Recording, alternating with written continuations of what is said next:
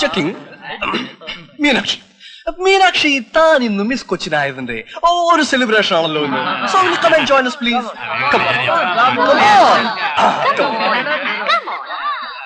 തന്റെ ഈ മൂടൊന്ന് മാറ്റാൻ വേണ്ടിട്ടല്ലേ മിസ് കൊച്ചിൻ ഞങ്ങൾ ഇതെല്ലാം ഓർഗനൈസ് ചെയ്ത്. So have it. ഒന്നിൽ ഓറഞ്ച് ജ്യൂസ്, ഒന്നിൽ കോള. മീനിന് ഏത് വേണമെങ്കിലും സെലക്ട് ചെയ്യാം. സ്വന്തം വിധി നിർണ്ണയിക്കാനുള്ള അവസരം തനിക്ക് എന്നെ വിട്ടുവന്നിരിക്കും. എന്താന്ന് കാര്യം പറ പ്ലീസ്. അതെടുക്കാം, ഇതെടുക്കാം, ഏത് വേണം എടുക്കാം.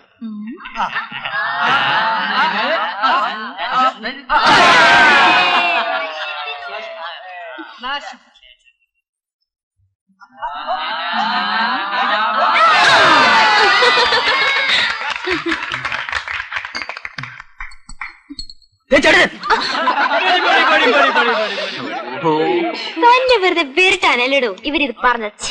തന്റെ ചേട്ടച്ചൻ ഒരു പരമ ബോറനാണ്. അതെ അതെ ശരിയില്ല. വെറും ഒരു കൺട്രി. അയ്യോ അന്നെ ചേട്ടച്ചനെ പോലെ കൺട്രി ആക്കാനല്ലേ ഇവരെല്ലാം കൂടെ നോക്കുന്നേ. താങ്ക്സ് ചേട്ടാ.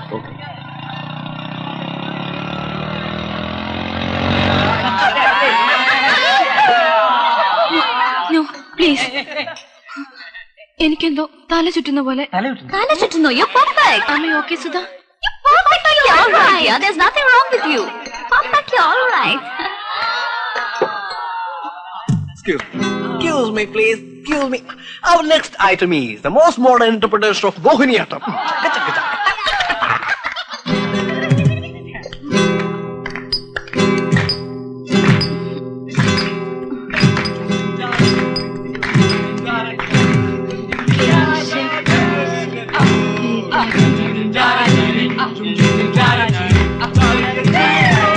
Come on, Meenakshi.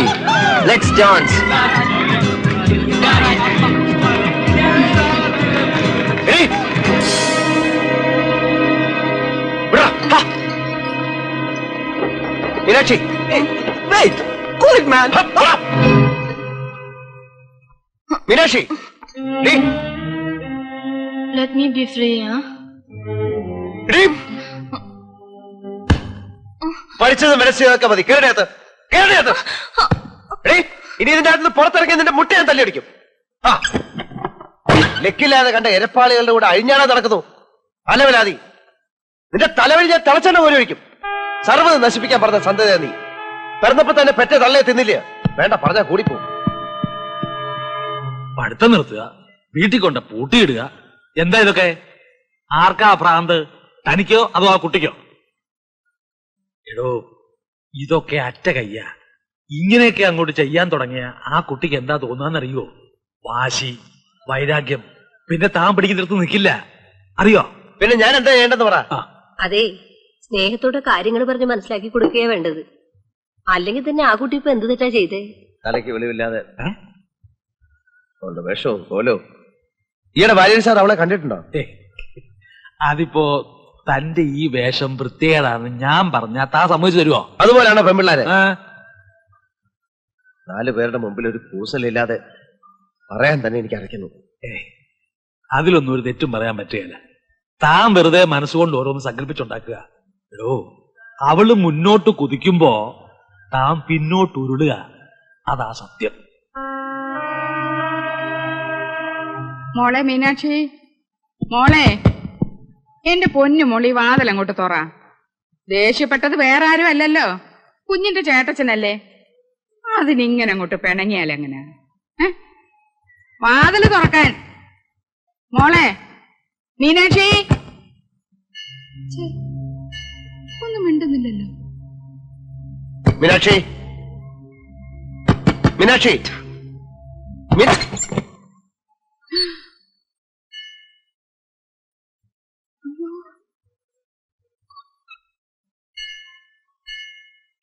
അയ്യോ, പറഞ്ഞ പോലെ എന്ത് കോലമായത്!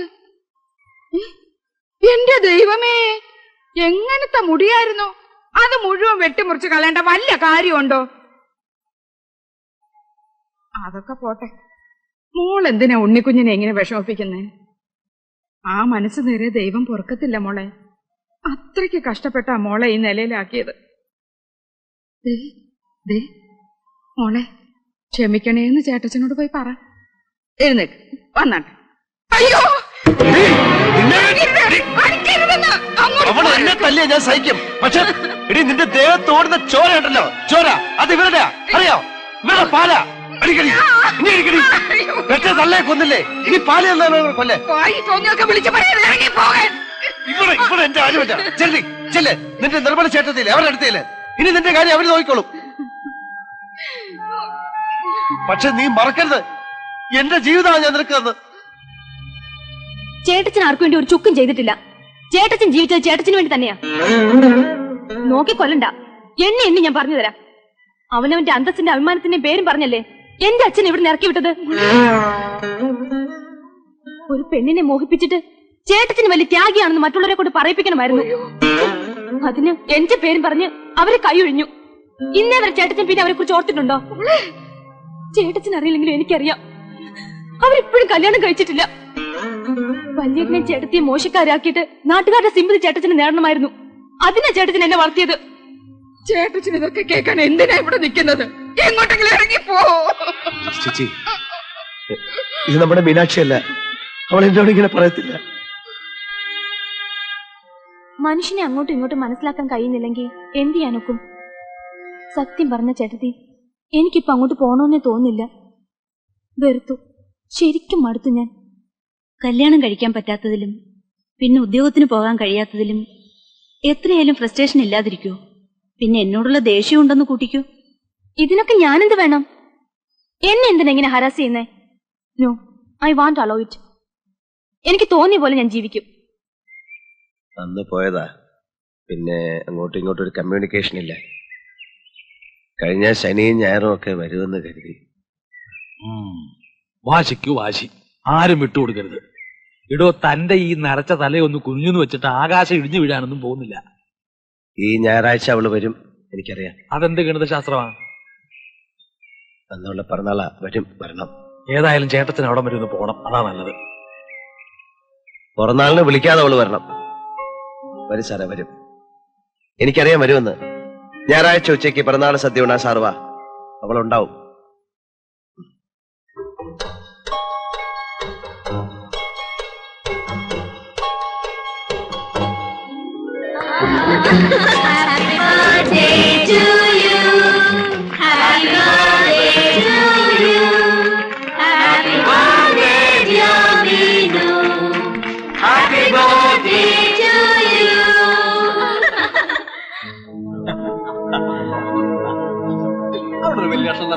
Thank you. Hi. Hi. Thank U.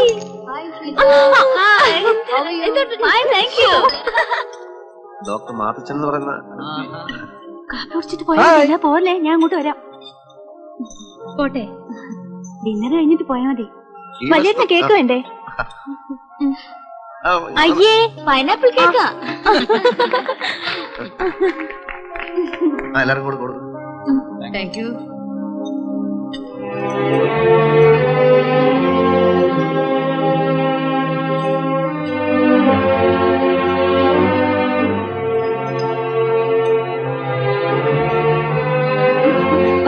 വല്ലിട്ടമ്മ, നമുക്ക് എന്റെ ഫ്രണ്ട്സിനെ മീറ്റ് ചെയ്യാം.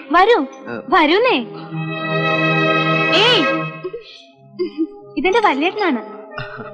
ഹലോ. വല്യേട്ടന് റീസ അറിയില്ലേ? അറിയില്ലേ? ഇത് മഞ്ജു. ഹലോ. സിന്ധു. ഹായ്. ഇത് സുമ. ഹലോ. ആൻഡ് സുധ.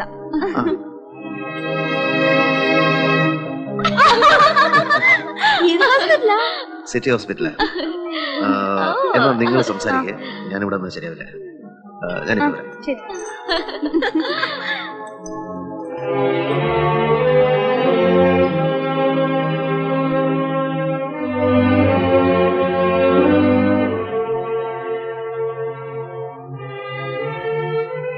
എനിക്ക് തോന്നി നീ വരുമെന്ന്.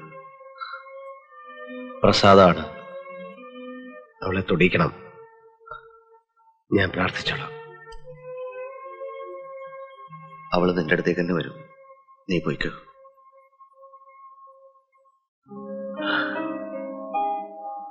ഇന്ന് മീനാക്ഷിയുടെ പിറന്നാൾ മാത്രമല്ല, നമ്മുടെ അമ്മ മരിച്ച ദിവസം കൂടെ. നിൽക്കുന്ന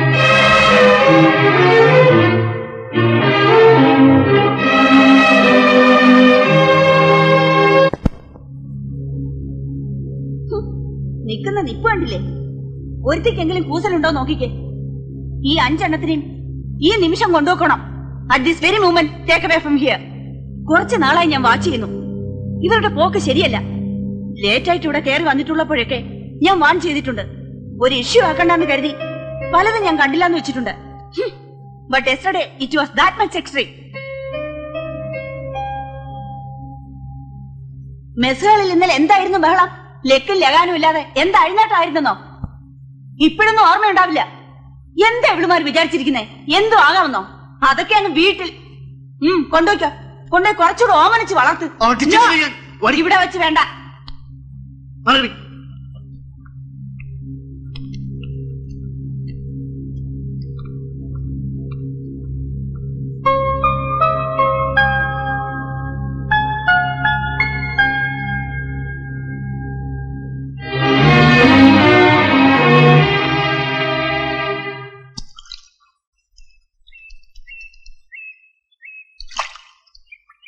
ഒരക്ഷരം ഞാൻ മിണ്ടിയിട്ടില്ല.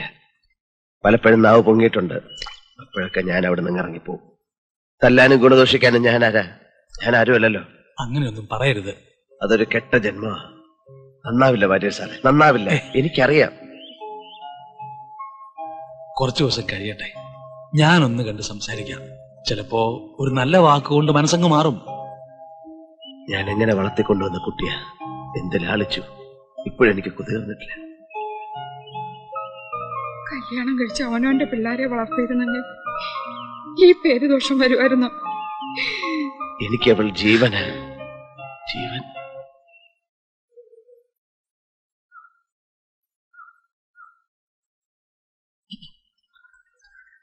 കുളിരും പനിയായിട്ട് ഇവിടെ ഇങ്ങനെ ഒറ്റയ്ക്ക് കിടക്കണ്ട. ഒന്നി വീട്ടിലോട്ട് വാ, അല്ലെങ്കിൽ വാരിഷാട്ടിന് അങ്ങോട്ട് ചെല്ല്. ഞാൻ ശിവൻകുട്ടിയെ പറഞ്ഞേച്ച് മീനാക്ഷിയെ വിളിപ്പിക്കട്ടെ. വേണ്ട, ഈ വെള്ളം അങ്ങോട്ട് കുടിച്ചാട്ടെ.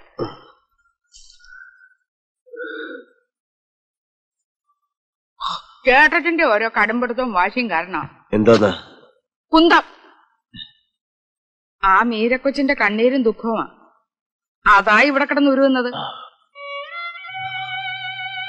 അന്ന് അതിനെ കൂടെ വിളിച്ച് താമസിപ്പിച്ചിരുന്നെങ്കിൽ അപ്പൊ മീനാക്ഷി മീനാക്ഷി എന്നും പറഞ്ഞ് ചാവാൻ തുടങ്ങി. എന്നിട്ടിപ്പോ മീനാക്ഷി എവിടെ? അല്ല പിന്നെ പറയാതെ. ആ മീരക്കൊച്ചി ഇപ്പോഴും കല്യാണം കഴിച്ചിട്ടില്ല എന്ന് മീനാക്ഷി പറഞ്ഞത് നേരാണോ? എനിക്കറിയില്ല. ഓ, എന്നാ പോയെന്ന് അറിയരുതോ? എന്തോ ചോദിച്ചാലും കുന്തം വിഴുങ്ങി നിൽക്കും. കല്യാണക്കാര്യം ചോദിച്ചാ അവക്ക് ഇപ്പോഴും ചെവി കേക്കില്ല. പുസ്തകത്തിലോട്ട് തന്നെ എപ്പോഴും ഇങ്ങനെ നോക്കിയിരിക്കും.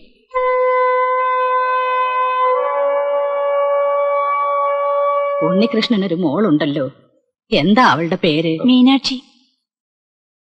ആ കുട്ടിയുടെ കല്യാണമൊക്കെ കഴിഞ്ഞോ? കല്യാണം കഴിക്കാൻ തിരക്ക് കൂട്ടേണ്ട പ്രായമൊന്നും ആയിട്ടില്ല. കല്യാണം എന്നൊക്കെ പറയുന്നൊരു യോഗമാ മോനെ.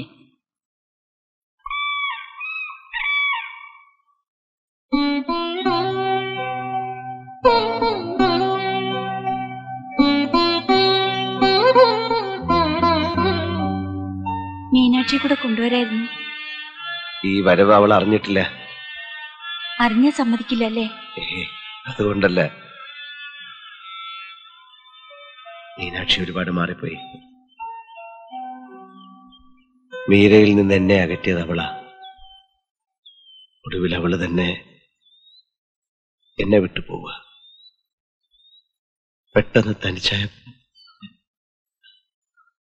മീരെ, എന്റെ കൂടെ വരാം എങ്ങോട്ടെങ്കിലും. ഉണ്ണിയോട് എനിക്ക് പലപ്പോഴും ദേഷ്യം തോന്നിയിട്ടുണ്ട്, സങ്കടം തോന്നിയിട്ടുണ്ട്. എത്രയോ തവണ ഉണ്ണി എന്നെ വിളിക്കാൻ വരുമെന്ന് ഞാൻ പ്രതീക്ഷിച്ചിട്ടുണ്ടെന്നറിയോ? ഇപ്പൊ വളരെ വൈകിപ്പോയി ഉണ്ണി, വളരെ. മുമ്പ് ഉണ്ണിയെ പിന്തിരിപ്പിച്ച എന്റെ അച്ഛൻ തന്നെയാണ് ഇപ്പോഴും കാരണം. സാറിനോട് ഞാൻ സംസാരിച്ചു നോക്കാം. ഉണ്ണിയെ കാണുമ്പോ അച്ഛൻ കുറ്റബോധം കൊണ്ട് കരയും. പക്ഷേ ഒരക്ഷരം. വരൂ ഉണ്ണി.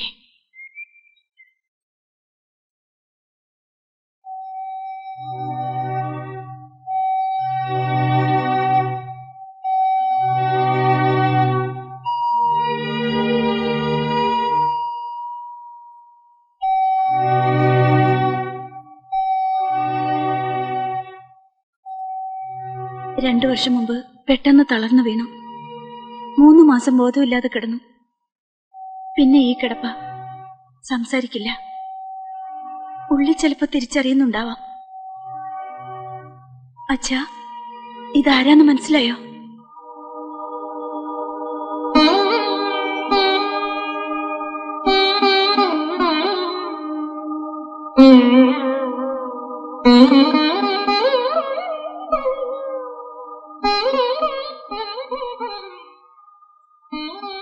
നമ്മുടേതൊരു വല്ലാത്ത വിധിയ. എന്നും മീനാക്ഷിയും അച്ഛനും നമുക്കിടയിൽ. വിടാതെ, എങ്ങോട്ടും വിടാതെ.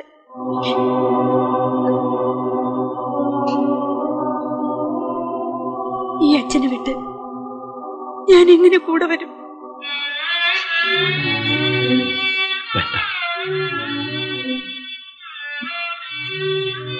ഞാൻ വന്നില്ലെന്ന് വിചാരിച്ചോളൂ.